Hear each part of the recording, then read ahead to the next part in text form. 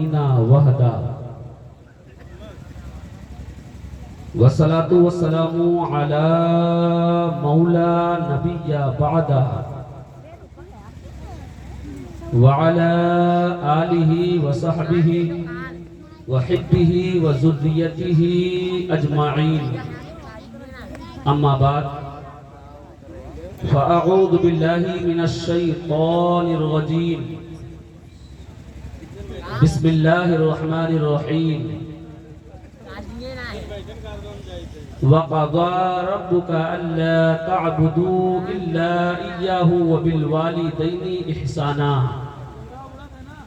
آمنت بالله صدق الله مولانا العظيم وصدق رسوله النبي الأمين المكين الكريم ونحن على ذلك لمن الشاهدين والشاكرين والحمد لله رب العالمين آمين یا رب العالمین۔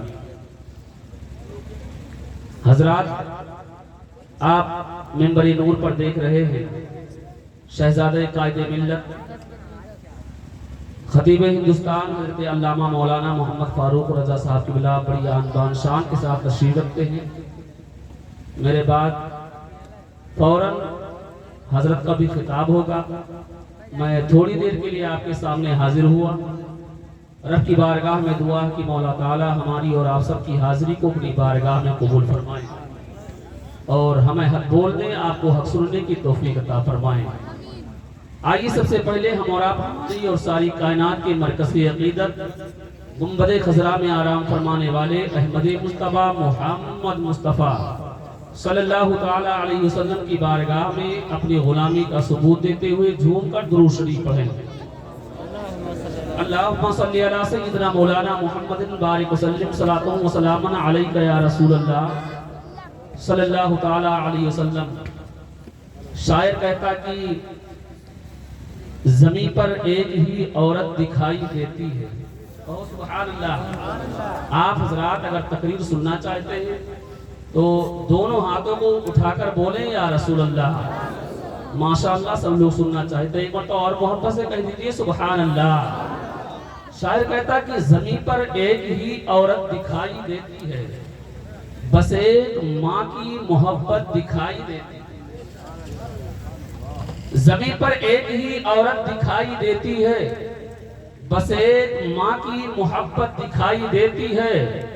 اے بوڑھی ماں تیرے چہرے کی جھریوں کی قسم ہر ایک لکیر میں جنت دکھائی دیتی ہے۔ اے بوڑھی ماں تیرے چہرے کی جھریوں کی قسم ہر ایک لکیر میں جنت دکھائی دیتی ہے۔ اور بوڑھے ماں باپ کی خدمت کا مزہ آتا ہے، مجھ کو مقبول عبادت کا مزہ آتا ہے۔ اور ماں کے قدموں کو کیا میں نے یہاں تک محسوس، پاؤں چھوتا ہوں تو جنت کا مزہ۔ ماں کے قدموں کو کیا میں نے یہاں تک محسوس، پاؤں چھوتا ہوں تو جنت کا مزہ آتا ہے۔ ایک مرتبہ اور درود شریف پڑھیں۔ اللہم سیدنا مولانا محمد بارک وسلم صلاۃ و سلام علیک یا رسول اللہ صلی اللہ تعالی علیہ وسلم۔ حضرات، اللہ فرماتا ہے اے محبوب تمہارے رب نے فیصلہ کر دیا کہ عبادت اللہ کی ہوگی مگر خدمت ماں باپ کی ہوگی۔ سجدے تو اللہ کے لیے ہوگا، رکوع اور سجود کی کیفیتیں اللہ کے لیے پیش کرو مگر ہر وقت خدمت ماں باپ کی ہوگی۔ اب ایک بات بہت ہی ذمہ داری کے ساتھ عرض کر دینا چاہتا ہوں، یہ بتاؤ کہ قرآن اللہ کا کلام ہے کہ نہیں؟ بے شک قرآن اللہ کا کلام ہے، تمام کلاموں کا بادشاہ ہے۔ اب یہ بتاؤ کہ کوئی ایسی تقریر کی جائے جس تقریر میں ایک بات زمین کی ہو، ایک بات آسمان کی ہو، ایک بات ادھر کی ہو، ایک بات ادھر کی ہو، تو کیا لوگ ایسی تقریر سننا پسند کریں گے؟ نہیں۔ اہل علم حضرات یہ کہتے ہیں کہ آدمی اپنے عنوان پر قائم ہو، آدمی اپنے موضوع پر قائم ہو۔ حضرات اب توجہ چاہوں گا، جب عام انسان کے گفتگو میں یہ بات دیکھی جاتی کرتی ہے تو قرآن میں تو بدرجہ اولا یہ چیز ہونی چاہیے کہ جب بات ایک لین کی ہو، بات ایک جہد کی ہو، بات ایک سمت کی ہو، لیکن یہاں جب ہم قرآن پڑھتے ہیں ذہن میں ایک الجھن پیدا ہوتی ہے۔ معاملہ کیا ہے؟ ایک ہی آیت کے اندر اللہ نے اپنی عبادت کا بھی حکم دیا ہے، ماں باپ کی خدمت کرنے کا بھی حکم دیا ہے۔ یہ ماں باپ تو خاکی ہیں، یہ ماں باپ تو حادث ہیں، یہ ماں باپ تو فرشی ہیں، یہ ماں باپ تو ہمارے زمین پر چلنے والے ہیں۔ ایک طرف اللہ کی عبادت کا ذکر ہے، دوسری طرف ماں باپ کی خدمت کا ذکر ہے۔ آؤ ہم آنکھوں کو بند کر کے اپنے مولا سے پوچھتے ہیں، مولا تیری شان شان ہے، تیرا مرتبہ مرتبہ ہے، مولا تو نے میرے بوڑھے باپ کا ذکر اپنی عبادت کے ساتھ کیوں جوڑ دیا، اپنی عبادت کے ساتھ کیوں منسلک کر دیا؟ مولا تیری شان شان ہے، تو نے میری بوڑھی ماں کا ذکر اپنی عبادت کے ساتھ کیوں جوڑ دیا؟ تو مولا کی طرف سے رحمت بھرا جواب ملا، اے میرے بندے تو نے رب کی مشیت کو نہ جانا، یہ اور بات ہے، تیری ماں خاکی ہے، تیری ماں حادث ہے، تیری ماں فرشی ہے، تیری ماں زمین پر چلنے والی ہے، لیکن اے بندے سن لے، جب تجھے پیدا کیا تو پیدا تو میں نے کیا مگر ذریعہ ماں بنی ہے، پیدا تو خدا نے کیا ہے مگر ذریعہ باپ بنا ہے۔ اس لیے مولا دنیا کی ہر اولاد کو یہ بتانا چاہتا ہے، اے اولاد دنیا میں آنے کے بعد اپنی والدین کی قربانیوں کو فراموش مت کرنا۔ اس لیے جب تجھے سجدے کا خیال آئے تو مسجد آباد کر دینا، جب تجھے محبت کا خیال آئے تو ماں باپ کا چہرہ نعرے تکبیر، نعرے رسالت، نعرے رسالت، حضرت علامہ قاری احمد اللہ صاحب قبلہ، نعرے تکبیر، نعرے رسالت، سبحان اللہ سبحان اللہ۔ حضرات ایک صحابی رسول بارگاہ مصطفیٰ میں حاضر اور حاضر ہونے کے بعد عرض کرتے ہیں، یا رسول اللہ صلی اللہ علیہ وسلم میں نے آپ کی زبان سے قرآن سنا ہے کہ جو اللہ کے نعمتوں کا شکر ادا کرتا ہے تو اللہ اسے ترقی پہ ترقی دیتا ہے، اور جو اللہ کے نعمتوں کا شکر ادا نہیں کرتا وہ نیچے چلا جاتا ہے۔ تو اے میرے نبی، اللہ نے مجھے جوانی دی، اللہ نے مجھے طاقت دی، میں چاہتا ہوں کہ میں اپنی جوانی کا نذرانہ اپنے رب کی بارگاہ میں پیش کر دوں۔ میرے سرکار نے فرمایا، مبارک ہو جاہمہ، بڑا اچھا خیال لے کر کے آئے ہو، بڑی اچھی بات ہے، مگر جاہمہ یہ بتاؤ تم اپنے رب کی بارگاہ میں اپنی جوانی کا نذرانہ کیسے پیش کرنا چاہتے ہو؟ اپنی جوانی کا نذرانہ کس انداز میں پیش کرنا چاہتے ہو؟ تو جاہمہ عرض کرتے ہیں، یا رسول اللہ صلی اللہ علیہ وسلم میں نے سوچا ہے کہ ایک تلوار لے کر کے میدان جہاد میں نکل جاؤں اور جہاد کر کے اللہ اور اس کے رسول کو راضی کر لوں۔ میرے سرکار نے تبسم فرمایا، مسکرایا اور ارشاد فرمایا، اے جاہمہ تم نے تو بہت کٹھن پلان بنایا ہے، یہ تلوار لے کر کیوں جانا چاہتے ہو؟ کیا ضروری ہے تم تلوار لے کر کے جاؤ گے اور دوسروں کو مار دو گے؟ ہو سکتا ہے دوسرے تمہیں مارنے میں کامیاب ہو جائیں۔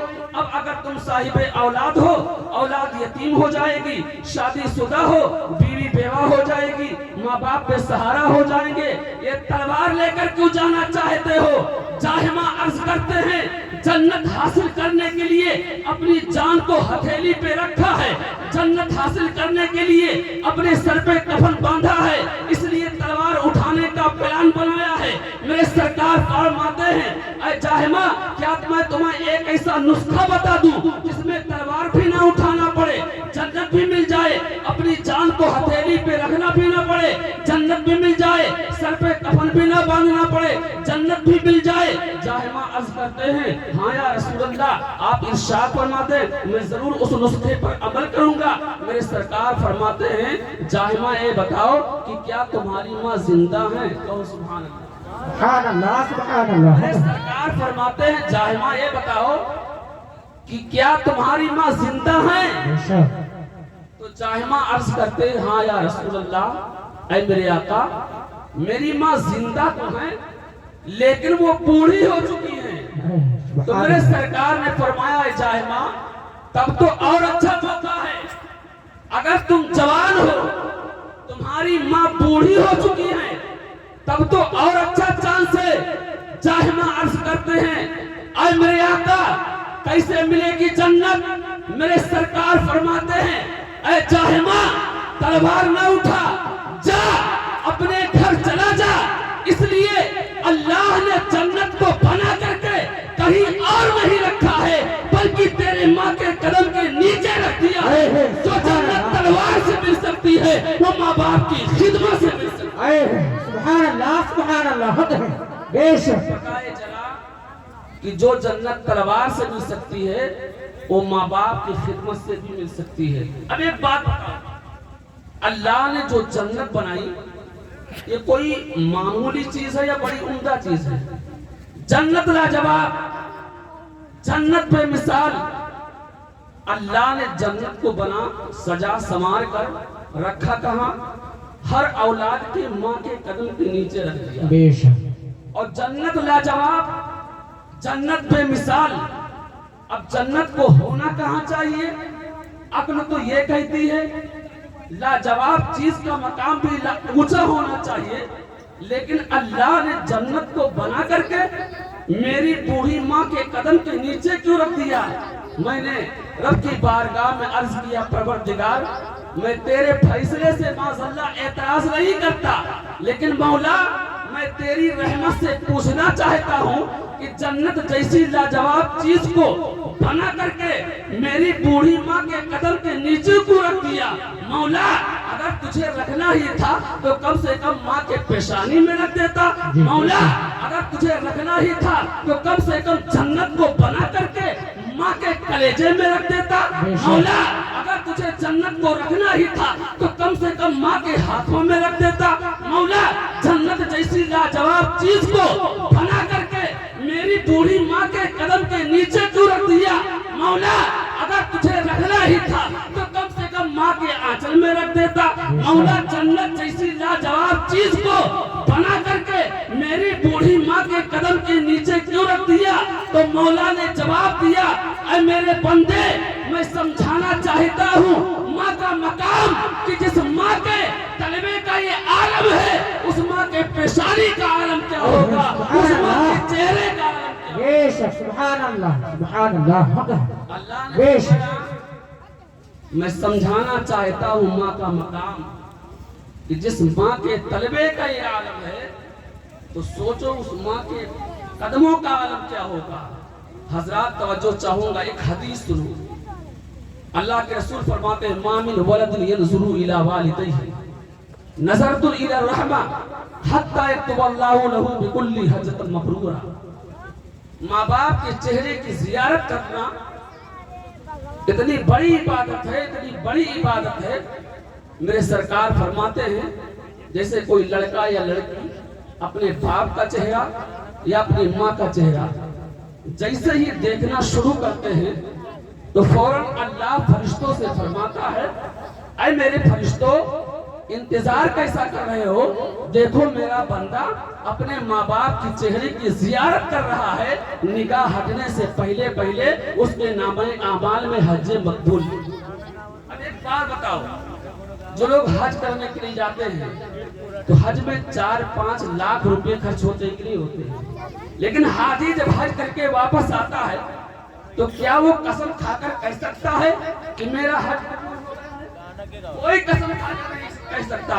चाहे वो आलिम हो, चाहे वो अनपढ़ हो, चाहे पीर हो, चाहे मुरीद हो, चाहे इमाम हो या मुक्तदी हो, कसम खाकर ये नहीं कह सकता मेरा हज कबूल हो गया है। सबका एक ही जवाब होगा, हज करना मेरा काम था, कबूल करना रब की रहमत का काम है। लेकिन मैंने 2.5-3 लाख रुपया खर्चा नहीं किया। मैंने क्या किया? माँ सोई हुई थी, मैं सुबह सुबह उठा, माँ के कदमों को दबाना शुरू किया। माँ ने आंखें खोली, मैंने मोहब्बत से माँ का चेहरा देखा। मेरे सरकार फरमाते हैं हज मकबूल मिल गया इसको। बेशक। सुभान अल्लाह। सरकार ने फरमाया हज मकबूल मिल गया इसको। हजरात बस थोड़ी देर और समाप्त करें। پھر میں رخصت ہو جاؤں گا. خطیب ہندوستان تشریف فرما ہے. حضرات محترم اب ایک دیکھیے کہ باپ کے مقابلے میں ماں کا حق 3 گنا زیادہ ہوتا ہے. 3 گنا کیسے زیادہ ہوتا ہے؟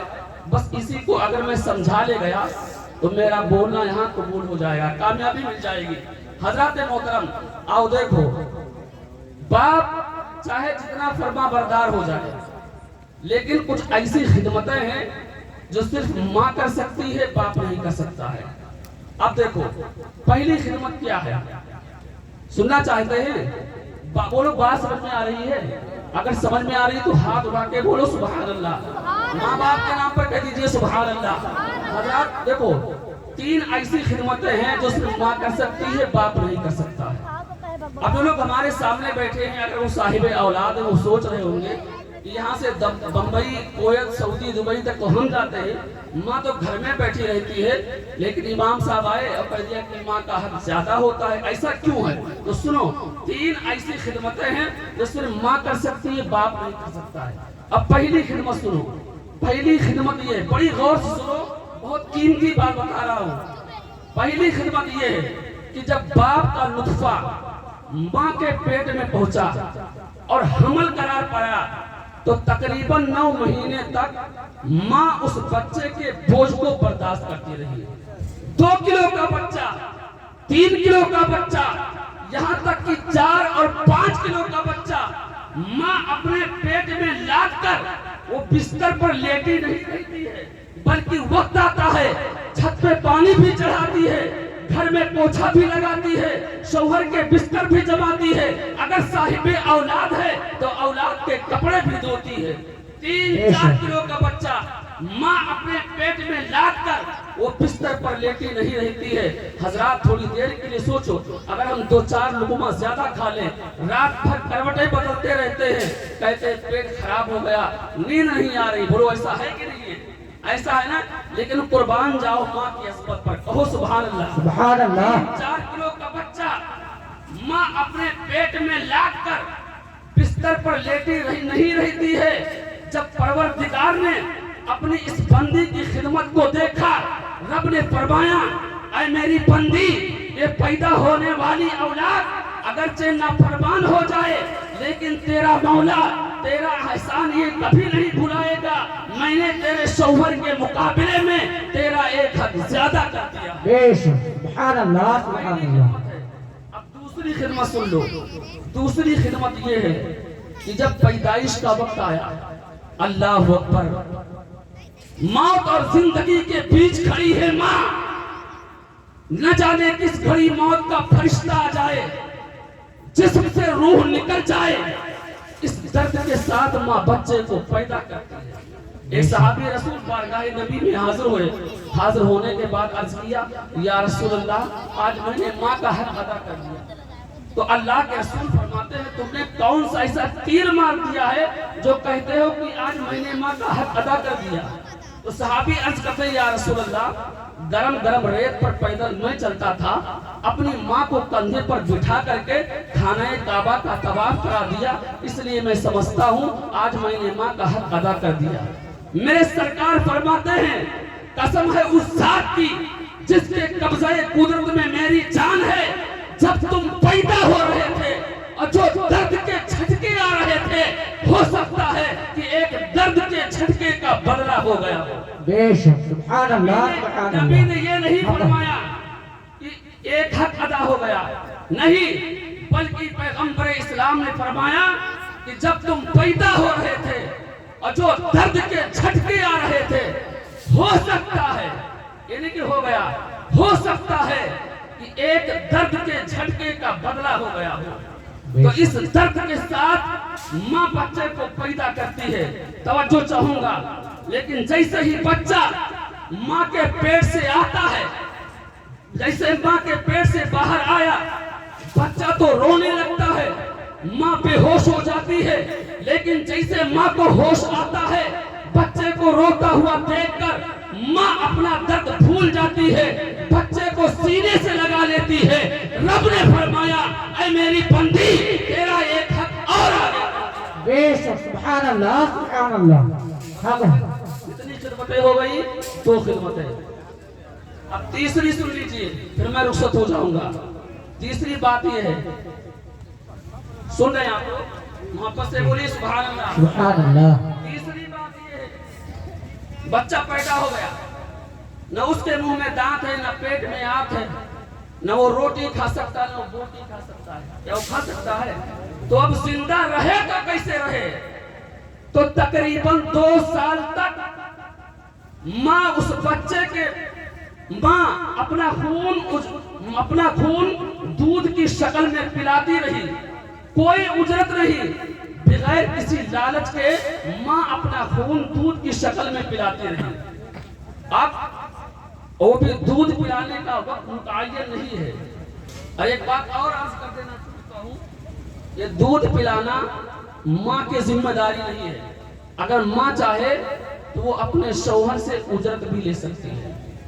दूध पिलाना ये माँ को जिम्मे नहीं है, अगर माँ चाहे तो अपने शौहर से उसकी उजरत भी ले सकती है।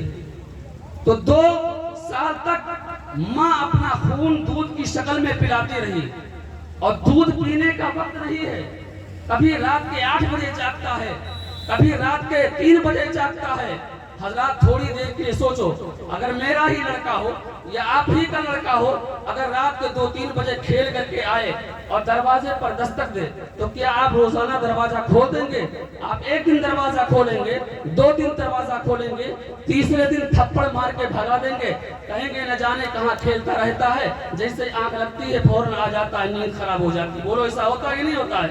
लेकिन माँ की ममता देखो, माँ की मोहब्बत देखो। दूध पीने का वक्त नहीं है, कभी रात के 10 बजे जागता है, कभी रात के 11 बजे एड़ी मारता है, कभी रात के 12 बजे जागता है, कभी रात के 3 बजे जागता है, और कभी कभी तो ऐसा होता है पूरी रात माँ जागती रहती है, लेकिन माँ बच्चे को थप्पड़ नहीं मारती है, बल्कि मोहब्बत से माँ अपना पिस्तान पेश कर देती है। रब ने फरमाया, ऐ मेरी बंदी, तेरा एक हक और। बेशक, सुभान अल्लाह, सुभान अल्लाह। ये 3 ऐसे खिदमतें हैं जो सिर्फ माँ कर सकती है, बाप नहीं कर सकता है। तो हमें और आपको चाहिए, जिसके भी माँ बाप अभी बाहयात हैं, आप ज्यादा से ज्यादा उनकी खिदमत करें। रब की बारगाह में दुआ है, मौला ताला बोलने में किसी किस्म की गलती हुई, मौला अपने फजल करम से माफ फरमाए। अस्तगफिरुल्लाह रब्बी मिन कुल्ली ज़ंब व अतूबु इलैह, व मा अलैना इल्लल बलाग।